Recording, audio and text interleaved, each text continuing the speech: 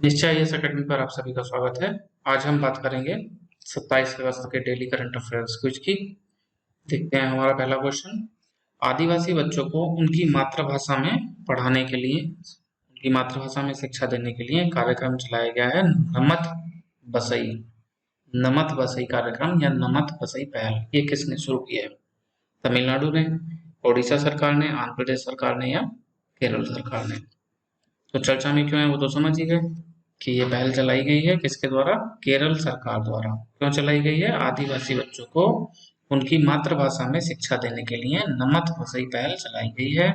इसे समग्र शिक्षा केरल के द्वारा लागू किया जा रहा है और इसमें डिजिटल शिक्षा पे भी ध्यान दिया जा रहा है। इस पहल के लिए 50 लैपटॉप वितरित किए गए हैं, यूट्यूब चैनल और प्री रिकॉर्डेड कक्षाएं, इन सब के माध्यम से बच्चों को उनकी मातृभाषा में शिक्षा दी जाएगी।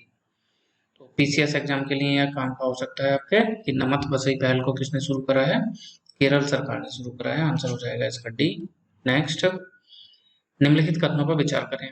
चुनाव आयोग को संसद और राज्य विधानसभाओं के सदस्यों के चुनाव के बाद, चुनाव करवा देता है चुनाव आयोग उनका, उनके बाद अयोग्य ठहराए जाने के मामले में सलाहकार क्षेत्राधिकार है। इसका मतलब इसके बाद में अगर चुनाव हो जाते हैं और उसके बाद किसी को अयोग्य ठहराया जाना है तब चुनाव आयोग से सलाह ली जाती है। ये कहना चाह रहा है पहला स्टेटमेंट कि इसको सलाहकारी क्षेत्राधिकार है। नंबर 2, यदि चुनाव केवल संसद के लिए हो रहे हैं तब पूरा व्यय केंद्र सरकार द्वारा वहन किया जाता है। इसको भी देखते हैं। नंबर 3, एक बार चुनाव पूरा हो जाए, परिणाम घोषित हो जाए, उसके बाद में चुनाव आयोग किसी भी परिणाम की समीक्षा नहीं कर सकता। चुनाव संपन्न होने के बाद में चुनाव आयोग उसकी समीक्षा नहीं कर सकता। इसको भी चेक करेंगे। और क्षेत्रीय चुनाव आयुक्तों की नियुक्ति भारत के राष्ट्रपति द्वारा की जाती है। देखते हैं तो चर्चा में क्यों है। चर्चा का कारण तो यही है कि चुनाव आयुक्त की नियुक्ति की गई, इसलिए हमने पूरा चुनाव आयोग, निर्वाचन, इन सब पे क्वेश्चन बना दिया गया है। देखिए तो राष्ट्रपति द्वारा राजीव कुमार को चुनाव आयुक्त के पद पर नियुक्त किया गया है। मुख्य चुनाव आयुक्त कौन है इस समय हमारे? मुख्य चुनाव आयुक्त आपको पता होगा, चुनाव आयोग में एक मुख्य चुनाव आयुक्त होते हैं और बाकी 2 चुनाव आयुक्त होते हैं। तो मुख्य चुनाव आयुक्त हैं सुनील अरोड़ा और अभी हमने ये चुनाव आयुक्त पद पे राजीव कुमार की नियुक्ति की गई है, जिस वजह से ये चर्चा में है। अनुच्छेद 324 के तहत संसद, राज्य विधानमंडल, राष्ट्रपति, उपराष्ट्रपति, इन सबके निर्वाचन कराता है चुनाव आयोग। तो ये सब चीजें आपकी पढ़ी हुई हैं। बाकी हम इसमें देख लेते हैं जो हमारे क्वेश्चन में काम आएगा। अगर संसद के लिए चुनाव आयोजित हो रहे हैं तो केंद्र सरकार दिया करती है और राज्य विधानमंडल के लिए हो रहे हैं तब राज्य सरकार भी आपको वहन करती है। एक स्टेटमेंट पता चल गया।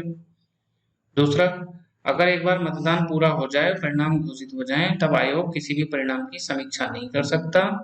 अगर वो संसद या राज्य विधानमंडल के चुनाव हैं तब हाई कोर्ट में, फिर सुप्रीम कोर्ट में उसकी समीक्षा की जाती है। और अगर राष्ट्रपति, उपराष्ट्रपति से संबंधित चुनाव हैं तब सीधे सुप्रीम कोर्ट में उनकी चुनाव समीक्षा याचिका दायर करके उसकी समीक्षा की जा सकती है। तो वो स्टेटमेंट भी ठीक हो जाएगा। और आपको ये पता होगा कि अगर एक बार एक सदस्य एमपी, एमएलए, एमएलसी ये चुन लिया जाता है तो उसको 2 तरह से वो हट सकता है। कुछ संवैधानिक प्रावधान है और कुछ प्रावधान बाद में वो भी संवैधानिक है, दल बदल के माध्यम से जोड़े गए हैं। दल बदल के माध्यम से जो अध्यक्ष होते हैं, सदन के पीठासीन अधिकारी होते हैं, उनको शक्तियां दी गई हैं कि वो हटा सकते हैं। और दल बदल के अलावा जो अन्य हैं उसमें राष्ट्रपति हटाते हैं चुनाव आयोग की सलाह से। चुनाव आयोग को सलाहकारी क्षेत्राधिकार है, वो राष्ट्रपति को सलाह देते हैं और राष्ट्रपति को हटा सकते हैं। ये शक्तियां इसमें दी गई हैं। तो वो स्टेटमेंट भी ठीक हो जाएगा। देखते हैं तो कौन कौन स्टेटमेंट ठीक है। चुनाव आयोग को संसद और राज्य विधानसभाओं के सदस्यों के चुनाव के बाद अयोग्य ठहराए जाने में सलाहकार क्षेत्राधिकार है, ठीक है। राष्ट्रपति इनसे सलाह लेते हैं, उनकी सलाह के माध्यम से उन्हें हटाया जाता है। नंबर 2, यदि चुनाव संसद के हैं तो व्यय केंद्र सरकार करती है, ये भी ठीक है। नंबर 3, अगर चुनाव पूरा हो जाए तब समीक्षा चुनाव आयोग नहीं करता, हाई कोर्ट में की जाएगी या सुप्रीम कोर्ट में। और राष्ट्रपति, उपराष्ट्रपति का चुनाव है तब केवल सुप्रीम कोर्ट में। और क्षेत्रीय चुनाव आयुक्तों की नियुक्ति भारत के राष्ट्रपति द्वारा की जाती है। तो वो तो अभी हमने देखा ही कि राजीव कुमार की नियुक्ति राष्ट्रपति ने की। तो चारों स्टेटमेंट इसमें ठीक है। आंसर हो जाएगा डी, 1, 2, 3 एंड 4। नेक्स्ट, अटल बीमित व्यक्ति कल्याण योजना के संदर्भ में निम्नलिखित कथनों पर विचार करें। इसे कर्मचारी भविष्य निधि संगठन ने 2018 में लॉन्च किया था। इसका उद्देश्य उन लोगों का आर्थिक रूप से समर्थन करना है जिन्होंने रोजगार के बदलते पैटर्न के कारण अपना रोजगार खो दिया। देखते हैं तो चर्चा में क्यों है। कर्मचारी राज्य बीमा निगम की अटल बीमित व्यक्ति कल्याण योजना के तहत पात्रता मानदंड में हाल ही में कुछ छूट दी गई है और बेरोजगारी लाभ के भुगतान में वृद्धि की गई है। कुछ छूट कर दिया गया, हो सकता है पहले 6 महीने पे बेरोजगार माना जाता हो, फिर 3 महीना शुरू कर दिया, मतलब इस तरह की कोई छूट दी गई है। दूसरा, बेरोजगारी लाभ के भुगतान में वृद्धि कर दी, हो सकता है पहले 25% देते हो, फिर उसको 50% कर दिया। ठीक, तो कुछ छूट और ये किया गया है जिसकी वजह से चर्चा में है। और ये हमने देख ही लिया, ये किसकी है, ये किसकी योजना है, कर्मचारी राज्य बीमा निगम। ठीक, अटल बीमित व्यक्ति कल्याण योजना वर्ष 2018 में कर्मचारी राज्य बीमा निगम द्वारा शुरू की गई है, तो वो विकल्प में जो दिया है वो गलत हो जाएगा। इसका उद्देश्य ये हमने देख ही लिया कि जो लोग बेरोजगार हो गए हैं बदलते पैटर्न के कारण, उनको लाभ उपलब्ध कराना है। और हाल ही में कुछ छूटें दी गई हैं, वो किस तरह की हैं कि 90 दिन की बेरोजगारी होने पर भुगतान को औसत मजदूरी दे के 25% से बढ़ा के 50 कर दिया। जितना उनको मिलता था और उतना बेरोजगारी हुआ है तो उसका पहले 25% मिलता था, अभी 50% कर दिया। और ये जो 90 दिन वाली लिमिट थी उसको घटा के कितना कर दिया, 30 दिन कर दिया। तो इस तरह की कुछ छूट दी गई है जिसकी वजह से चर्चा में है। पहला स्टेटमेंट गलत हो जाएगा, इसे कर्मचारी भविष्य निधि संगठन ने नहीं, कर्मचारी राज्य बीमा निगम वो इसको लाया है। और दूसरा स्टेटमेंट ठीक है, उन लोगों की मदद के लिए लाई गई है जो रोजगार के बदलते पैटर्न के कारण बेरोजगार हो गए हैं। पूछा है कौन से सही हैं, तो पहला गलत है, केवल 2 सही है, आंसर क्या हो जाएगा, बी। नेक्स्ट, प्रधानमंत्री रोजगार सृजन कार्यक्रम के संदर्भ में निम्नलिखित कथनों पर विचार करें। यह श्रम और रोजगार मंत्रालय की एक प्रमुख योजना है, श्रम और रोजगार मंत्रालय की। चलिए चेक करते हैं अभी। योजना के कार्यान्वयन के लिए राष्ट्रीय स्तर पर खादी और ग्रामोद्योग आयोग नोडल एजेंसी है। खादी और ग्रामोद्योग आयोग नोडल एजेंसी है राष्ट्रीय स्तर पर। चलिए तो दोनों फैक्ट चेक करते हैं, उससे पहले चर्चा में क्या है। तो सूक्ष्म लघु और मझोले उद्यम मंत्रालय के आंकड़ों के अनुसार 2020 में प्रधानमंत्री रोजगार सृजन कार्यक्रम के कार्यान्वयन में 44% की वृद्धि हुई है, इसलिए ये चर्चा में है। प्रधानमंत्री रोजगार सृजन कार्यक्रम में 44% की वृद्धि। और इसको चला कौन रहा है, सूक्ष्म लघु और मध्यम उद्यम मंत्रालय, इसके द्वारा चलाया जा रहा है। इसका मतलब वो जो स्टेटमेंट दिया गया है श्रम मंत्रालय वो गलत हो जाएगा। ठीक, ये केंद्रीय क्षेत्रक योजना है, ये मंत्रालय इसको चला रहा है वो हमने देख ही लिया। 2008 में इसे शुरू किया गया था। क्रेडिट लिंक सब्सिडी योजना है, इसका मतलब अगर आप ऋण लेते हैं तो उस ऋण पे जो आपको इंटरेस्ट देना पड़ता है उसमें सरकार को छूट देती है, सब्सिडी प्रदान करती है। देखिए 10 लाख रुपए तक के ऋण पे 35% तक की सब्सिडी। अगर आप सेवा क्षेत्र में काम करते हैं, अगर आप विनिर्माण क्षेत्र में काम करते हैं तो 25 लाख रुपए तक के ऋण पे 35% तक की सब्सिडी दी जाती है। इंटरेस्ट बेस्ड सब्सिडी है ये। और राष्ट्रीय स्तर पर इसका क्रियान्वयन कौन करता है, प्रधानमंत्री रोजगार सृजन कार्यक्रम का खादी और ग्रामोद्योग आयोग, तो वो विकल्प ठीक हो जाएगा। और राज्य स्तर पर इसका क्रियान्वयन कौन करता है, राज्य खादी और ग्रामोद्योग आयोग निदेशालय, राज्य खादी और ग्रामोद्योग बोर्ड, जिला उद्योग केंद्र, बैंक, इन सबके द्वारा कार्यान्वित किया जाता है। ये काम का नहीं है, ऊपर वाला हमने देख लिया।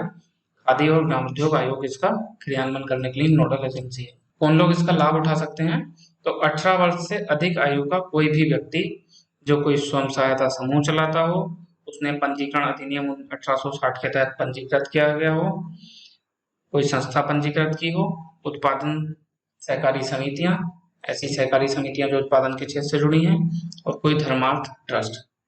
एक खासियत इसकी यह है कि जो पहले से रजिस्टर्ड इकाइयां हैं, कार्यशील इकाइयां हैं, वो इस योजना के पात्र नहीं है, केवल नई स्थापित परियोजनाएं ही इसके तहत इसका लाभ उठा सकती हैं। तो आंसर देखते हैं, श्रम और रोजगार मंत्रालय की योजना है, गलत। सूक्ष्म लघु और मध्यम उद्योग मंत्रालय उनकी ये योजना है।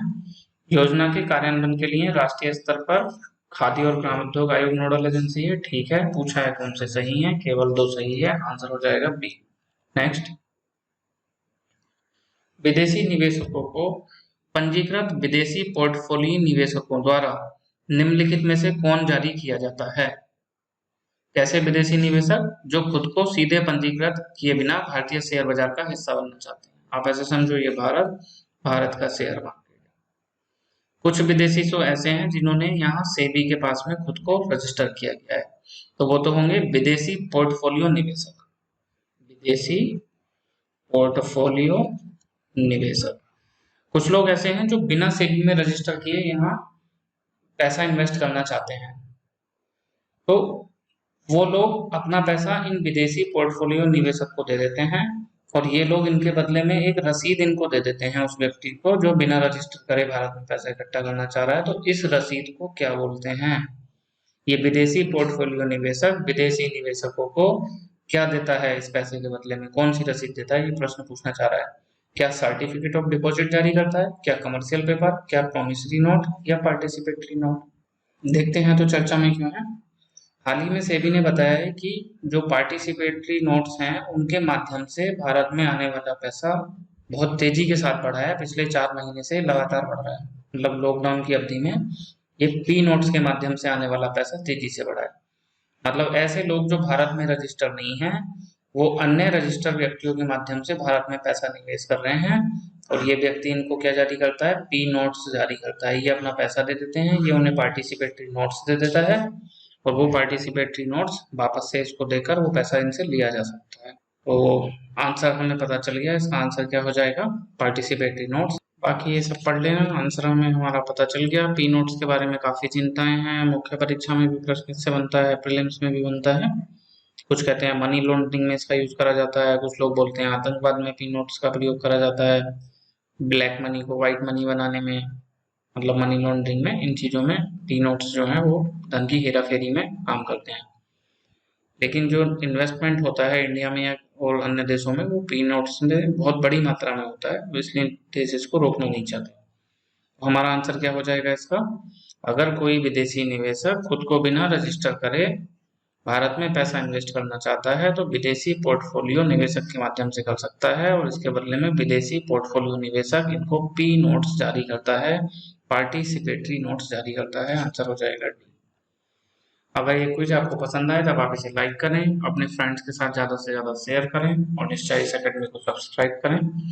इस क्विज की पीडीएफ आपको डिस्क्रिप्शन सेक्शन में मिल जाएगी, वहां से आप इसे डाउनलोड कर सकते हैं। आज के लिए इतना ही, धन्यवाद।